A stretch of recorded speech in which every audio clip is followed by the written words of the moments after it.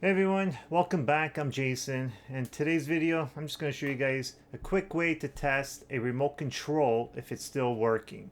If you ever run into that problem that you change the batteries and you don't know if the remote's working or not, there's a cool trick in order for you to figure out if it's working. Okay, so we can grab any remote. You need a camera for this to work. Just grab a remote, point it to the camera, and you will see the little light blinking. And it doesn't matter what type of remote you have, you will see a light. If yours is like this one and it's completely covered, it doesn't matter. And there you guys have it. That's how you know if your remote's fine or not. Okay guys, if you have any comments, please put it below. If you like this video, thumbs up. Make sure you hit that subscribe button. And like always, thanks for watching and have a great day.